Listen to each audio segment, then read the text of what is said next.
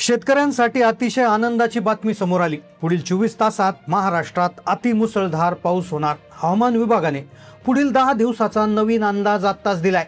अख्ख्या महाराष्ट्रात दुष्काळाची चर्चा होती, पण अचानक अरबी समुद्रात एक घडामोड घडली, ज्यामुळे मान्सूनचा वेग बदलला आणि अखेर शेतकऱ्यांसाठी ती आनंदाची बातमी आली। शेतकऱ्यांनो, बियाणे तयार ठेवा, कारण की हवामान विभागाने आज फायनल तारीख जाहीर केली आहे। आता कोणत्या कोणत्या जिल्ह्यात कोणत्या कोणत्या तारखांना पाऊस पडणार याचं नवीन वेळापत्रक जाहीर झालंय। कालपर्यंत सगळीकडे सांगितलं जात होतं की दुष्काळ पडेल, पण 5 मिनिटांपूर्वी सॅटेलाइटच्या द्वारे अरबी समुद्रामध्ये एक हालचाल टिपण्यात आली आणि ही हालचाल झाल्यामुळे मान्सून आता अत्यंत वेगानं महाराष्ट्राच्या दिशेने निघालाय। आता खरं तर मान्सूनच्या आगमनाची तारीख जाहीर झालेलीच आहे, पण तेवढ्यात प्रसिद्ध हवामान अभ्यासक पंजाबराव डक यांनी शेतकऱ्यांसाठी एक महत्त्वाचा अंदाज दिलाय। पंजाब डक यांनी सांगितलेल्या अंदाजानुसार कोणत्या कोणत्या तारखेला पाऊस पडेल याची यादी आता त्यांनी जाहीर केली।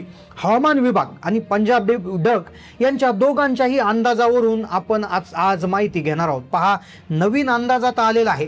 कालपर्यंत जे कोणते तुम्ही अंदाज ऐकले होते, जे तुम्ही पाहिलं होतं, ते सगळं विसरून जा, कारण की जर तुम्हाला आता पेरणी करायची असेल तर तुमच्या जिल्ह्यात पेरणी योग्य पाऊस कधी पडेल, कधी तुमच्या शेतात बियाणं टाकायचं, हे जाणून घेण्यासाठी माहिती लक्षपूर्वक पहा, कारण की व्हिडिओमध्ये आपण पुराव्यासहित दाखवणार आहोत की कोणत्या कोणत्या जिल्ह्यात कोणत्या कोणत्या तारखेला पाऊस पडणार आहे। आणि सगळ्यात महत्त्वाची गोष्ट की कोणते ते 6 जिल्हे आहेत की जिथे 100% दुष्काळ पडणार आहे। लक्षात घ्या, फक्त 30 जिल्ह्यामध्ये पाऊस पडतोय।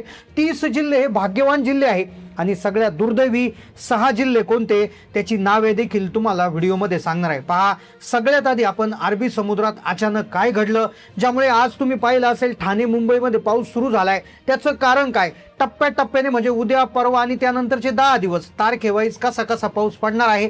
सगळ्यात दुर्दैवी त्या 6 जिल्ह्यांची नावे कोणती की जिथे दुष्काळ पडणार ते देखील तुम्हाला सांगणार आहे। पण लक्षात घ्या, जर तुमचं नाव या दुर्दैवी 6 जिल्ह्यात आलं तर तुमचं आयुष्य अवघड होऊ शकतं, तुमच्या शेतीमालाचं नुकसान होऊ शकतं। त्यामुळे शेवटपर्यंत हा व्हिडिओ पाहत राहा। शेतकरी बंधूंनो, आता जून महिना संपत आला असून महाराष्ट्रात जवळपास 15 दिवस जो आहे ते उलटून गेले आहे। जवळपास 15-20 दिवस हे जूनचे संपून गेले, पण आपला महाराष्ट्र कोरडा राहिलाय। कुठे कुठे तुरळक ठिकाणी अवकाळी पाऊस घेतोय, पण तो देखील पूर्णतः पडत नाही। मग आता प्रत्येक बळीराजाला प्रश्न पडलाय की अगदी सांगितलं गेलं होतं की मान्सूनचं आगमन झालंय, कोकणात पाऊस आला, त्यावेळेस शेतकरी खुश झाला होता। सगळ्यांना वाटलं होतं आता उन्हाची तीव्रता कमी होईल, शेतीच्या कामांना वेग येईल, यंदाची चिंता मिटेल। पण दुर्दैवानं मान्सूनच्या वाटचालीला अचानक ब्रेक लागला। काही मर्यादित जिल्हे सोडले तर संपूर्ण राज्य अजूनही पावसाची वाट पाहते। शेतकरी आभाळाकडे डोळे लावून बसलाय, नक्की धो पाऊस कधी येणार आणि आमची धरणी माता तृप्त कधी होणार हे प्रत्येकजण वाट पाहतोय। पण अचानक अरबी समुद्रात एक घडामोड घडली आणि ज्यामुळे अचानक ठाणे मुंबईमध्ये पाऊस झाल्याच्या बातम्या सध्या सुरू झालेल्या आहेत आणि ती घडामोड अगदी खरोखर घडलेली आहे आणि ज्यामुळे शेतकऱ्यांसाठी दिलासादायक बातमी आता समोर आली। आता याचा दुजोरा प्रसिद्ध हवामान अभ्यासक पंजाब डक यांनी देखील मान्सूनची तारीख देखील फायनल केलेली आहे। आता त्यांच्या अंदाजानुसार येत्या काही तासामध्येच जो आहे तो मान्सून सक्रिय होणार। वातावरणामध्ये एक अचानक मोठा सकारात्मक बदल घडून येत आहे। गेल्या काही दिवसापासून थांबलेले वारे आता वेग घेत आहेत आणि ज्यामुळे संपूर्ण महाराष्ट्र आता भिजून निघणार। पण पहा, आता मान्सूनचा यावेळेचा पॅटर्न खूप वेगळा आहे।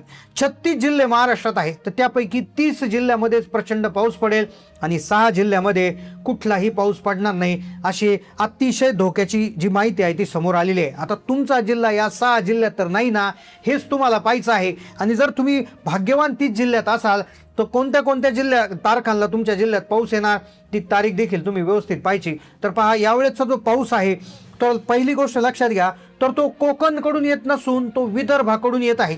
त्यामुळे हा मान्सून उलट मार्गाने प्रवेश करत आहे, हा पहिला मुद्दा इथे लक्षात घ्या, हा पाऊस। दुसरी गोष्ट, सर्व राज्यात म्हणजे सगळ्या संपूर्ण जिल्ह्यामध्ये एका दिवशी पडणार नाही, वेगवेगळ्या दिवशी तो आपली दमदार हजेरी लावणार। पंजाब डक यांच्या दाव्यानुसार आता जवळपास पुढले 10 दिवस जे आहे तर महाराष्ट्रामध्ये जोरदार पाऊस कोसळणार आहे, पण 6 जिल्हे हे पूर्णतः कोरडे राहणार। वातावरणामध्ये हा बदल अचानक का झाला हे देखील आपल्याला थोडंसं समजून घ्यावं लागेल। आता हवामान विभागाने तर तारीख दिलेली आहे, जिल्ह्यांच्या हे दिलेले आहेत, याद्या दिलेल्या आहेत, ते पाहण्याआधी पंजाब डक यांनी जे सांगितलंय ते अत्यंत भयानक होतं किंवा ते अतिशय महत्त्वाचं आहे। ते म्हणजे पंजाब डक यांनी म्हटलं की वर्षाचं ऋतुचक्र 22 दिवसांनी पुढे सरकलंय, थंडी 22 दिवस पुढे गेली, त्यामुळे उन्हाळा पुढे गेला आणि त्यामुळे पावसाळा 22 दिवसांनी पुढे सरकला। सरकलाय आणि पूर्वी सांगितलं जायचं की 7 जूनला पावसाळा यायचा, पण आता 7 जून ऐवजी त्याच्यामध्ये 22 दिवस ऍड करायचे आणि अशा पद्धतीने आता पाऊस येणार। ही परिस्थिती फक्त 2026 नाही तर 27, 28, 29 मध्ये देखील आपल्याला पाहायला मिळणार आहे असं देखील त्यांनी सांगितलेलं आहे। आता हा झाला पंजाब डक्यांचा अंदाज, पण आता हवामान विभाग काय म्हणतोय, काय शेतकऱ्यांना सूचना दिलेल्या आहेत, पेरणीयोग्य पाऊस कुठे कुठे कशा कशा पद्धतीने होणार आहेत, आता ती जिल्हावार यादी आपण पाहतोय। पण सगळ्यात महत्त्वाचा मुद्दा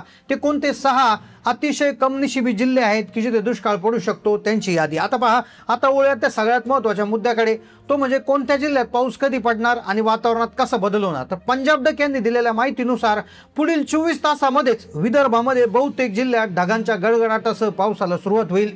त्यानंतर मान्सून हा उलट्या दिशेने म्हणजे तिकडून तो किनारपट्टीकडे यायला सुरुवात होईल, म्हणजे मग मराठवाड्यामध्ये तो कूच करेल। मराठवाड्यातला जालना, छत्रपती संभाजीनगर, त्यानंतर बीडमध्ये जाईल, त्यानंतर धाराशिव, लातूर, नांदेड या जिल्ह्यामध्ये तो जवळपास पुढील 4 ते 5 दिवस त्याचा जोर आपल्याला पाहायला मिळेल। पण त्याच वेळेस तो हळूहळू तो फैलावलाही जाणार आहे। त्याचं विस्फोरण पावणार कुठे, तर उत्तर महाराष्ट्रामध्ये। मग उत्तर महाराष्ट्रातील धुळे असेल, जळगाव, नंदुरबार, नाशिककडे देखील तो हळूहळू झपाट्यानं बदलेल।